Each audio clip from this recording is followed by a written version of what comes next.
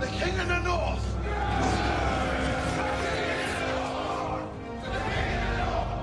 He gave his heart to the world, and when it came back torn and laughing, he burned it, buried the ashes, and rebuilt himself from the silence. Now they whisper his name like a warning, because mercy was the last word he ever unlearned. He's the fire that learned to walk, the ruin that learned to lead. That voice you heard? That was the sound of a king remembering who he is. No, Your Grace. They tried to erase him, exile him, break him, and still he rose. He's not a man anymore, not like the rest. They gave him pain, and he returned as something they couldn't control. A storm in human form. He didn't hate them. He outgrew them, because he became everything they feared. Honest, unbreakable, awake. They called him a monster when he stopped shrinking for their comfort. When he refused to stay quiet, refused to bow. He was a man, but not the kind this world understands. He didn't fight monsters. He studied them, learned their names, then wore their teeth like trophies. The devil didn't fear him because he was cruel.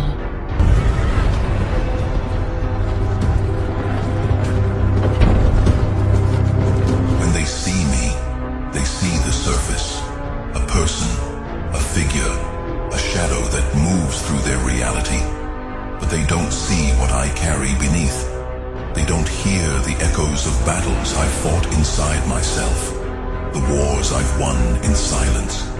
Every scar I bear is a testament, not to pain, but to survival.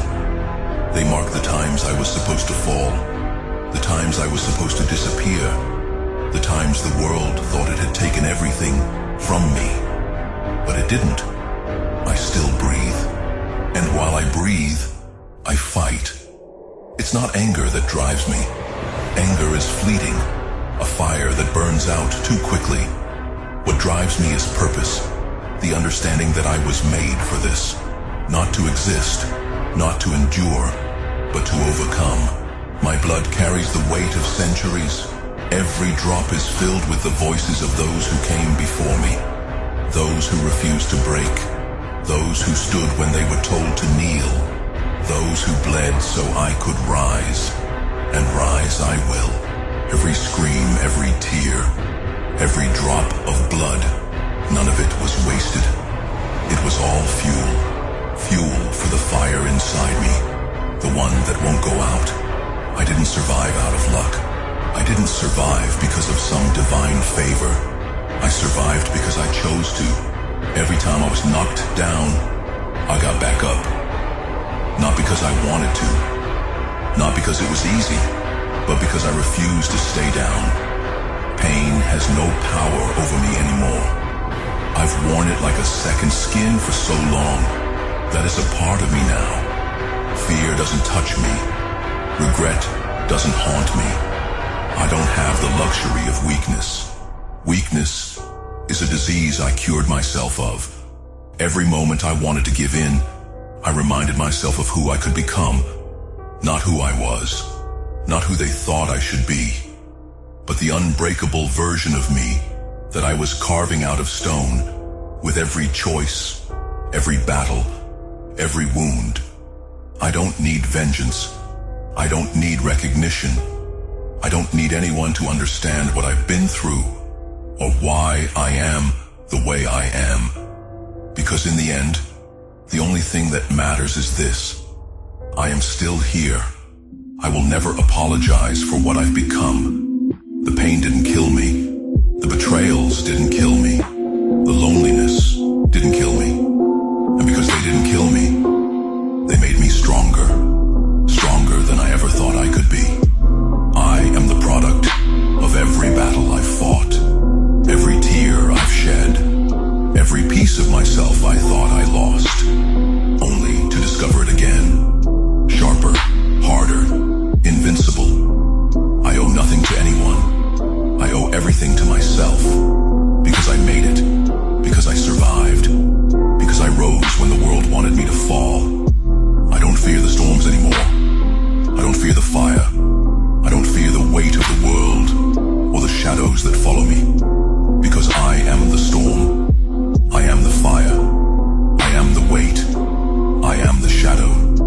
There is nothing left to fear, nothing left to break. I am whole, not because I'm unscarred, but because I'm made of scars. What didn't kill me made me more than strong. It made me unstoppable. And now, as I stand here, I dare the world to try again. I dare the pain to come for me. I dare the darkness to reach for me. Because it will fail. It will always fail. I am unyielding. I am unbreakable. And I am just getting started. You guys, get up, sir. Get up, sir. No. No. I am not cruel. Cruelty requires emotion. I am efficient. I am focused. I am the natural result of a world that punishes kindness and rewards ruthlessness. They made the rules. I simply learned to play by them. They built this arena. I simply learned to survive in it. They created this monster, and now they have to live with what they made. I stopped being human the day humans stopped being kind, and I will never go back, because the moment I soften, the moment I let my guard down, the moment I believe in people again, that's the moment they'll destroy me all over again. I've seen the pattern, I've lived the cycle, trust, betray, break, repeat. I refuse to be caught in it again. I refuse to offer my heart to hands that only know how to crush. They ask me sometimes if I'm lonely, if I miss the connection, if the cold ever gets too heavy. They don't understand. The cold is comfortable now. The solitude is safe. The walls I've built aren't a prison, they're a fortress. And I would rather live alone in my fortress than bleed out in their battlefield. I refuse. I choose survival. I choose strength. I choose the cold clarity of a soul that has been burned too many times to trust the flame. Let them call me inhuman. Let them whisper that I've changed. Let them mourn the version of me they used to exploit. I don't care. Their opinions lost power over me the day I stopped needing them to validate my existence.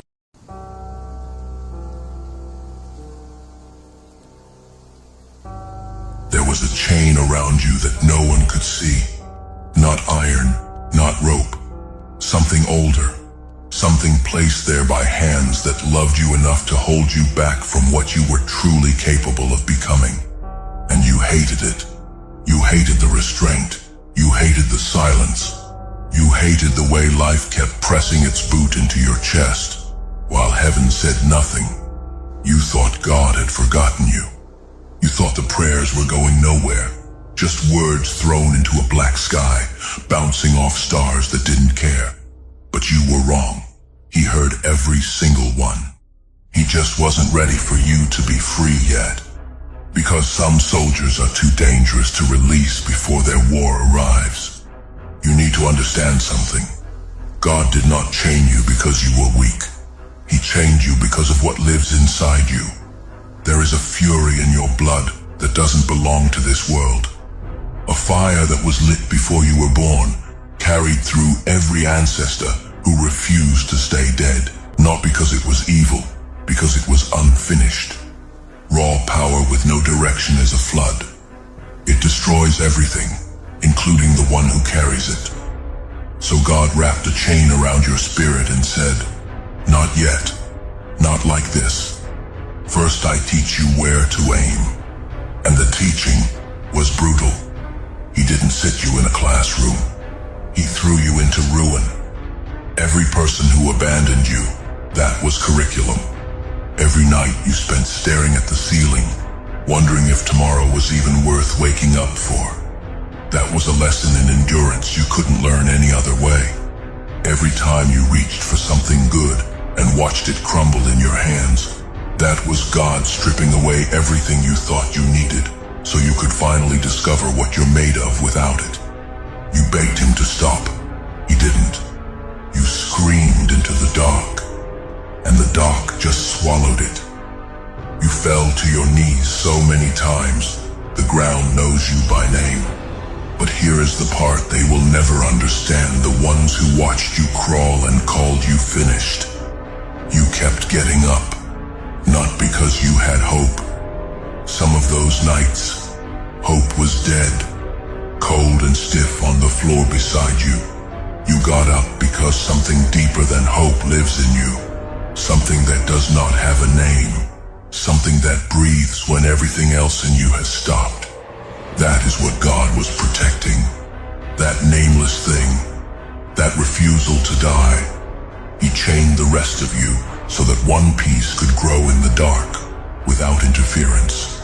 No distractions. No comfort to make it soft. No love to make it dependent. Just you and the thing inside you that will not quit. Locked together in a room with no windows, learning each other's language. And the language you learned there is the language of a man who has met God not in worship but in war. Who has looked at heaven with blood on his teeth and said, I am still yours. That changes a man permanently. The people around you saw the chain. They just didn't know what it was. They saw a man who couldn't seem to win. A man who worked harder than everyone and still lost. A man whose prayers seemed to bounce off the sky, and they pitied you. Some of them laughed, some of them prayed for you with voices that dripped with the kind of mercy that is really just condescension wearing a mask.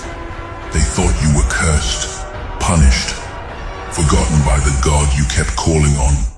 They had no idea they were watching a weapon being built. Because that is what chains do when God is the blacksmith. They don't just hold you, they shape you. Every restriction becomes a repetition. Every limitation becomes muscle you didn't know you were building.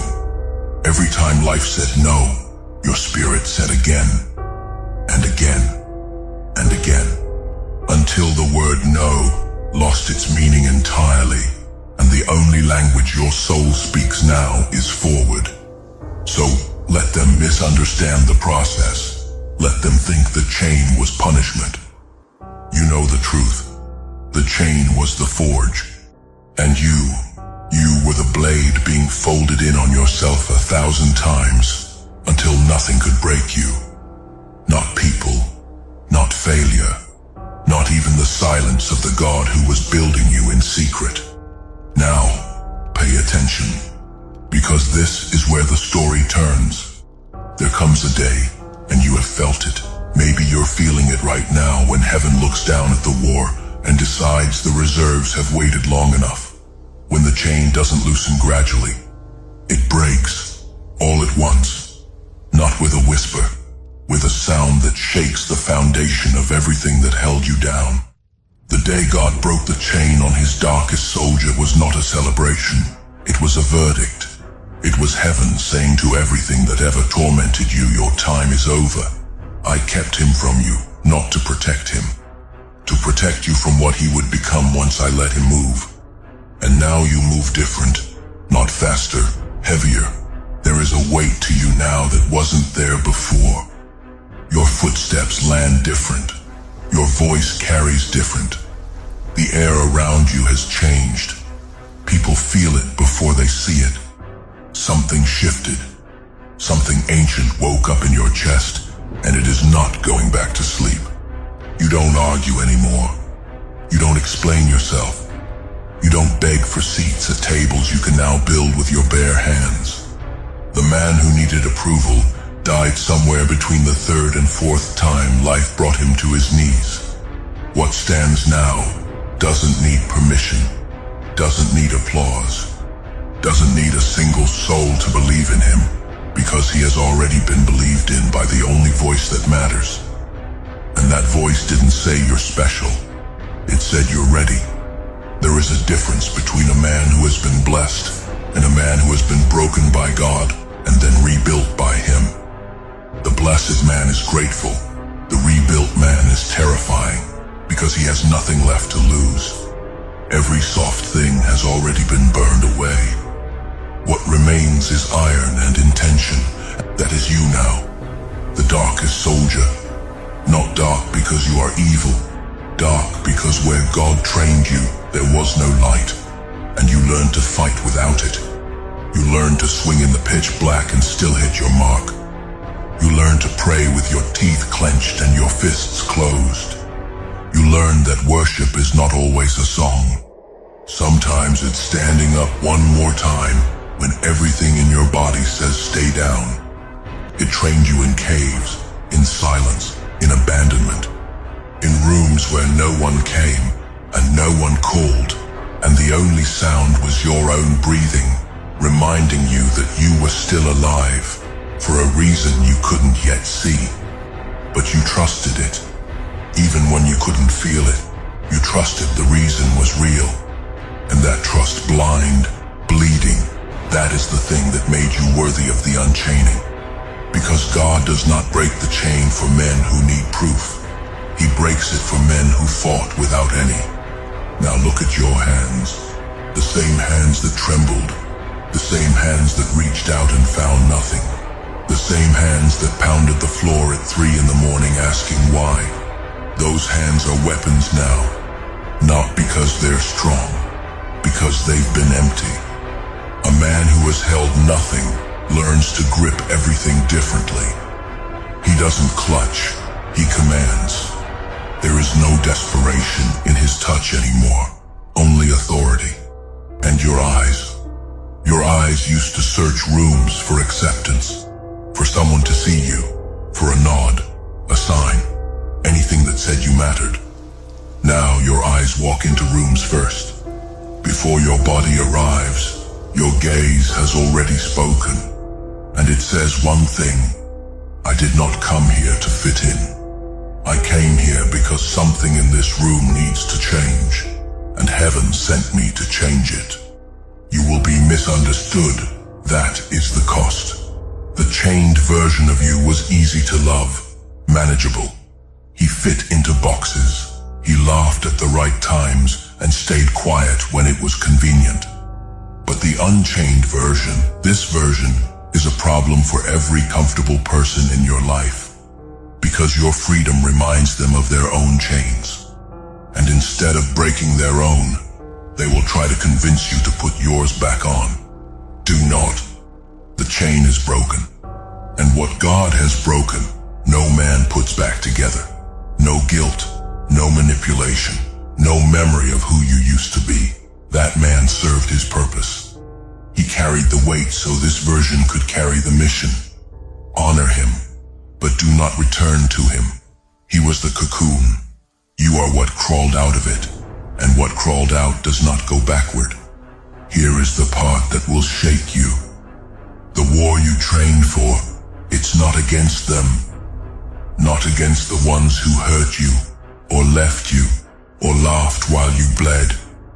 The war is bigger than any name or face. The war is against every lie that says a man who has been through hell cannot carry heaven inside him. Against every whisper that says your pain disqualifies you from purpose. Against the silence that tried to convince you that God's absence was rejection when it was preparation. You are the answer to a prayer someone else is still praying tonight. Someone out there right now is on their knees in the same dark room you once lived in, asking God if it gets better. And you, your life, your survival, your unchaining is the evidence that it does. Not easier, better, harder and holier and heavier than they expect, but better. So walk now. Walk like the chain never held you back, it held you together. Walk like every step is a sentence God wrote on the earth with your feet. Walk like the soldier you are. Not the kind who marches for applause. The kind who marches because the order was given, and the order was enough. The world will feel you before it sees you. And when it finally turns and looks, when it sees the scars, the steadiness, the ancient calm behind your eyes, it will ask the only question that matters. What happened to him? And heaven will answer. I broke the chain on my darkest soldier, and the war he was built for has finally begun.